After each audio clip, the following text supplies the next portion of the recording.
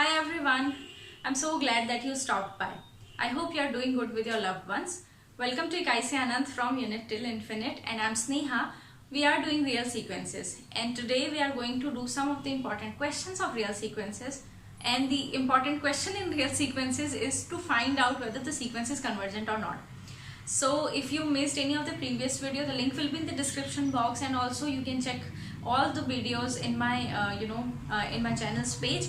So, and if you have not subscribed my channel, I would say please consider subscribing it.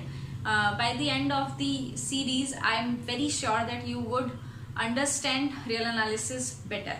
So let's just start the video now.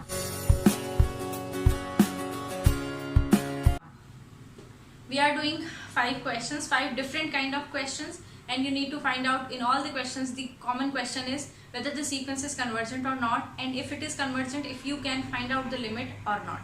So the very first question that I am going to take is you need to find out the limit, or you need to find out whether the sequence will converge or not. Now just by looking at the sequence, जैसे ही under root वाली चीज आ जाती है and you have to place the value of n equal to 1, 2, 3 and 4, बहुत ज़्यादा झंझट हो जाएगा if you have to find out the first 5 members. But जैसे ही ऐसी कोई चीज़ आती है ना, the very first thing that should come into your mind is 1 by n will approach to 0 as n approaches to infinity. So you need to change this in somehow in the form of 1 by n, right? तो सबसे पहले जो चीज़ हम लोग बहुत primitive use करेंगे वो ये यूज़ करेंगे यूजिंग रैशनलाइजेशन. आई जस्ट मैं ये जो न्यूमिनेटर में है ना चीज़, इनको डिनोमिनेटर में लेकर के आ जाऊंगी. सो रैशनलाइज करोगे अगर rationalisation, I think you are it's a well known thing, तो पता होगा मैं रैशनलाइज कर नहीं रही. रैशनलाइज करने के बाद ये कुछ ऐसा आ जाएगा, ठीक है, ऐसा after rationalisation, and which is very easy. That is why I am not doing, I am skipping this step कि रैशनलाइज कैसे करते हैं. सेम क्वांटिटी को with a different sign multiply और डिवाइड कर देंगे दोनों साइड, तो हमारे पास कुछ ऐसा आ जाएगा. Now I know that 1 by n will approach to 0. So मैं इसको I somehow I have to change this in the form of 1 by n. तो मैंने क्या किया, इधर से n कॉमन ले लिया, right. So this will become, यहाँ से n कॉमन लेंगे तो अंडर रूट n बाहर निकल के आएगा and you will be left with this quantity, और इधर under root n as it is रहने देते हैं. नेक्स्ट ये अंडर रूट n कॉमन ले लोगे तो ये आएगा 1 upon under root n divided by something like this, right? ये कुछ ऐसा आ जाएगा. 1 by under root n can always be written as under root 1 by n. Now you know that now this is in the form of 1 by n. हमारे पास हमने शुरू यहाँ से किया था और अब हमारे पास ये आ गया है in the form of 1 by n. Now I know that 1 by n will approach to 0 as n approaches to infinity. So this will approach to 0 without any doubt. 1 by n will approach to 0. So 1 plus 1 by n will approach to 1 plus 1 2. So you have to make sure that your denominator is non-zero, right? अगर ये 0 आ जाएगा तो इसका मतलब some step is ये वाला method use नहीं कर सकते, या फिर कुछ स्टेप में आपने गड़बड़ करा है. तो यहाँ पर मैंने ये I made sure that the denominator is not 0, it is actually 2 and the numerator is 0. So 0 by 2 is 0 and the limit of the sequence is 0. So ये तो हुआ the very first method जहाँ पर आपने क्या किया, using your previous knowledge of convergence of some primitive sequences, you try to change your sequence in that form and then you said that yes, now this will approach to this particular limit. Now अब ये जो primitive, जो हमारा previous knowledge की मैं बात कर रही हूँ कि मुझे previously पता होने चाहिए कि ये सब चीज़ें यहाँ पर मतलब ये सारी sequence हैं जो converge होती हैं या converge होंगी या यहाँ पर converge होंगी. उसके लिए I will give you a list of a list of the sequence, जिससे आपको पता चल जाएगा ये 5-6 जो previous primitive sequences हैं, इनकी लिमिट आपको याद होनी चाहिए so that you can use it further. Next जो हमने क्वेश्चन करना है, next question is a very unique किस्म का क्वेश्चन है. You need to find out the limit of this sequence जो आपकी स्क्रीन पे भी है और मैं यहाँ लिख भी रही हूँ. एक्चुअली ये कुछ ऐसा दिखता है. ना ऐसे वाले क्वेश्चन है ना, सच बताऊं तो मुझे तो बहुत कंफ्यूज करते थे, ठीक है. मैं समझ नहीं पाती थी क्योंकि हमें आगे चल के सीरीज भी करना है, तो मैं ये नहीं समझ पाती थी ये सीरीज है कि सीक्वेंस है. तो सबसे पहली चीज मैं आपको वो डिफरेंशिएट करना बता देती हूँ ये एक सीक्वेंस है क्योंकि ये एक जगह पर खत्म हो रही है ना, n स्क्वायर प्लस n पे रुक जा रही है। ऑल्दो इस सीक्वेंस के जो एलिमेंट्स होंगे वो समेशन के फॉर्म में आएंगे, राइट। तो फर्स्ट एलिमेंट जो होगा वो होगा 1 plus n square by plus 1, second होगा इन दोनों का सम, थर्ड होगा तीनों का and so on so fourth. But ये है एक सीक्वेंस जो यहाँ पर खत्म हो रही है।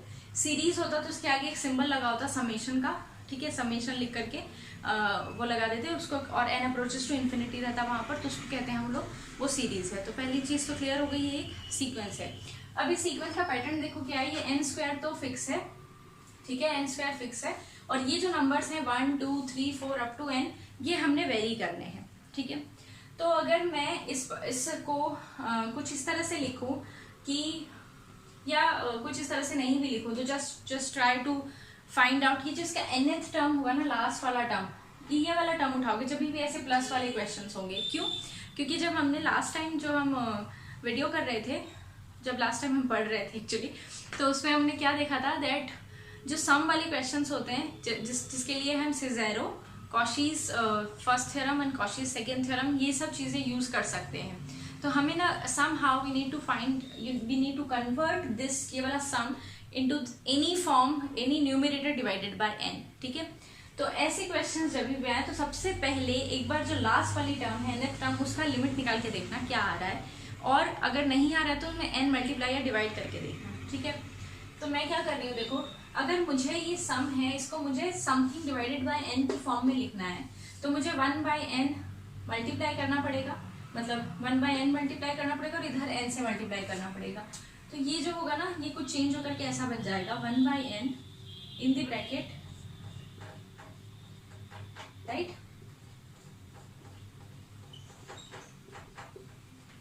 एंड लास्टली दिस, कुछ ऐसा बन जाएगा ये। Now I have the nth term as n upon n square plus n। इसका मैं लिमिट निकालने की कोशिश करती हूँ चुपके से, पता नहीं चले किसी को, ठीक है। तो इसका लिमिट में ऐसे, again I know 1 by n, तो इसमें से मैंने क्या किया, n स्क्वायर कॉमन ले लिया, तो this is n square into 1 plus 1 upon n under the root, this is n square under root से बाहर आएगा तो n आ जाएगा, प्लस n आएगा, वैसे तो प्लस माइनस n आना चाहिए, क्योंकि n पॉजिटिव है तो प्लस आएगा, ये कैंसिल हो जाएंगे, and this limit again will be equal to, I would say this approach to 1/2, है ना, 1 बाई n, नॉट 1/2, एक्चुअली 1, ये चला जाएगा 0 पे, दिस इज 1 अपॉन 1 इज 1, ये आ जाएगा लिमिट। तो मैंने क्या किया, once again I am trying to convince you that अगर ऐसा वाला क्वेश्चन होगा तो सबसे पहले दिमाग में आना चाहिए Cauchy's first theorem to find out the limit. Cauchy's first theorem में बोला गया था कि डिनोमिनेटर में n होना चाहिए और समेशन कुछ होना चाहिए। इसके डिनोमिनेटर में n बनाने के लिए मैंने n से डिवाइड कर दिया और n से सबको मल्टीप्लाई कर दिया, मल्टीप्लाई करना पड़ेगा तभी ये n कॉमन आकर के कैंसिल होगा। ये करने के बाद मैंने क्या किया, लास्ट टर्म लिया और लास्ट टर्म का लिमिट निकालने की कोशिश करी कि लिमिट एक्चुअली कुछ आ रही है या नहीं, या फिर ये मेरा पूरा जो मैंने किया है, जो मैंने स्टेप्स किए हैं वो वेस्ट हो गए।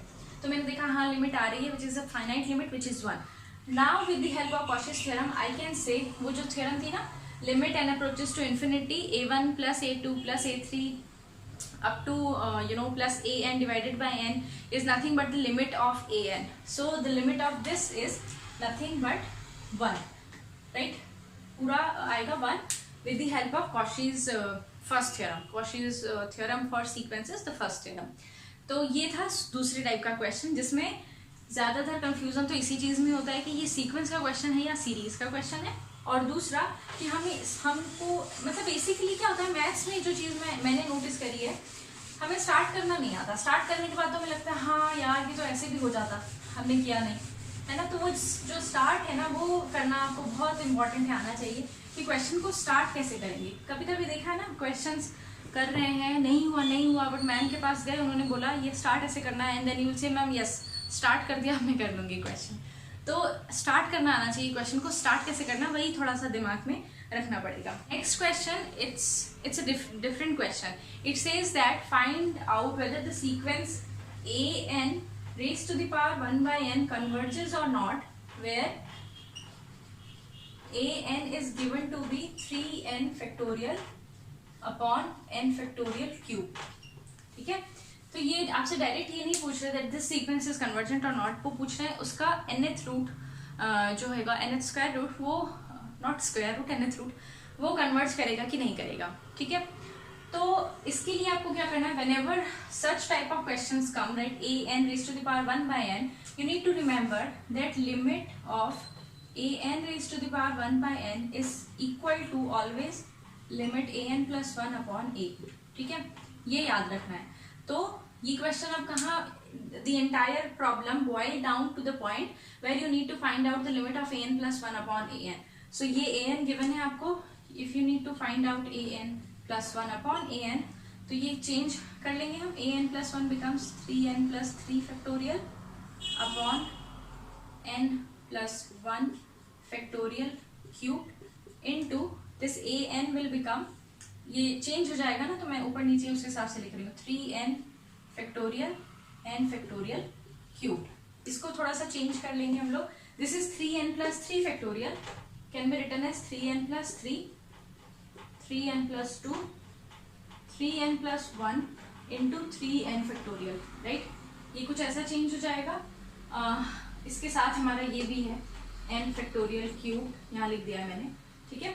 एंड ये वाला भी ऐसे ही चेंज हो जाएगा, n plus 1 cube into n factorial cube, और नीचे है ये 3n factorial।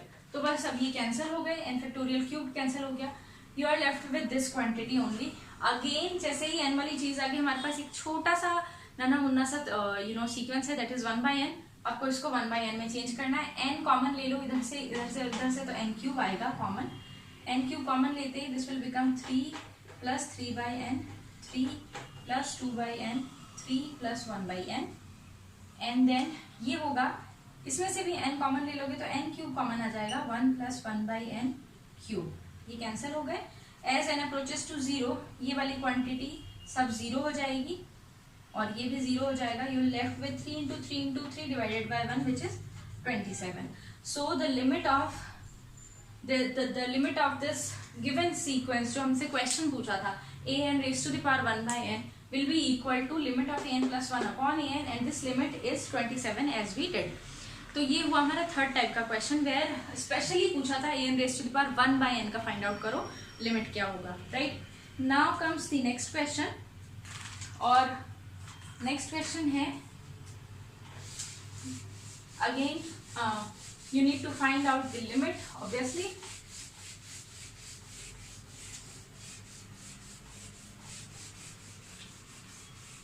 And it says that you need to find out the limit of x raised to the power n upon n factorial, condition to x is any real number, and you need to find out कौन सी ऐसी conditions होंगी x के ऊपर such that ये वाले जो sequence होगा ये कन्वर्ट करेगा, ये डाइवर्ट करेगा, है ना। कौन सी ऐसे x होंगे जिसके लिए कन्वर्ट करेगा या जिसके लिए डाइवर्ट करेगा। तो ऐसे वाले क्वेश्चंस जब भी होंगे, बहुत टेम्पटिंग होता है ये टू जस्ट फटाफट से टेस्ट अप्लाई किया और लिख दिया कि ये होगा। हम भूल जाते हैं दैट x जो है उसका कंडीशन हमें चेक करना है कि x के ऊपर क्या कंडीशन आ रही है, ठीक है। अगेन इसके लिए मैं क्या यूज करूंगी, ये वाला हमने थ्योरम पढ़ा था ना, limit of a n plus 1 upon a n if this is equal to l, तो जो सीक्वेंस होगी that will converge and converts to 0 if this l is modulus of l is less than 1, वो वाला theorem use करेंगे हम लोग यहाँ पर। अब क्यों करेंगे वो वाला थ्योरम यूज, सो आप थोड़ा सा सोच करके देखो, क्या आप इसमें और कुछ भी अप्लाई कर सकते हो, जैसे पावर 1 by n अप्लाई कर सकते हो, ये समेशन के फॉर्म में नहीं है, so you can not apply Cauchy वाले दोनों थ्योरम्स, ना सिर्फ ज़ेरो यूज कर सकते हो। Again since this is condition to x, तो आप कंपेयर भी नहीं कर सकते, स्क्वीज थ्योरम या सैंडविच थ्योरम भी यूज नहीं कर सकते। सो all you left with this particular limit that you need to find out a n plus 1 upon a n, वो क्या आता है उसके बाद से you have to think about the limit. So what will be a n plus 1 upon a n, basically this is x n plus 1 upon n plus 1 factorial into x n into n factorial, right? This will become x into n factorial, and this is n plus 1 into n factorial.